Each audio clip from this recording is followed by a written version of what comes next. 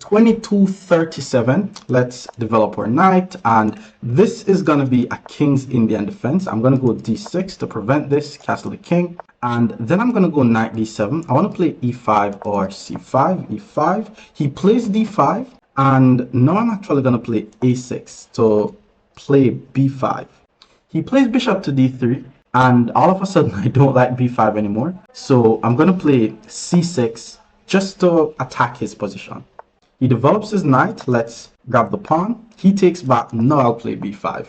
He plays g4. Guy's trying to attack off the jump, but I'll play knight to c5, hitting his bishop, creating some escape square for my knight. He plays knight to g3, and he's allowing me to take his bishop, which is weird. Okay, let's start by grabbing the bishop. Now we have the bishop here. His queen takes. I'm going to go back, and then I'm going to put my other knight on c5. He moves the queen, and I'm actually going to go knight b6 instead, because the c4 square forks his queen and his bishop. He moves his queen again.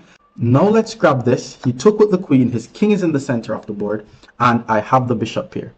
Now, whenever you have the bishop here, you have to open the position. So even though this is risky, I'm going to play f5, opening the position, allowing some open files pointing towards my king. He took. Let's take here. Now you'll see the power of the bishop here.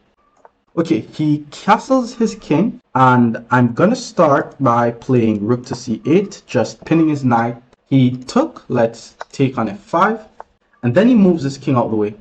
Now, this pawn becomes a weakness. My bishop is pointing towards this long diagonal. Let's start.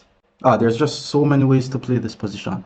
I'm going to take the riskiest route. I'm going to play e4. I'm just going to sack the pawn, knowing that my bishop has a long diagonal. He decides to take with the knight, and now I'm going to play queen to f8, targeting his weak f-pawn. He guards the pawn with his rook. Let me get my king out the way. I'm not trying to get pinned or anything. He moves his knight to g5. He's threatening some ideas here, but queen to f6 is threatening checkmate, so he has to be super careful. Ooh, he plays queen to d2 to prevent the checkmate, but look what I'm about to hit him with.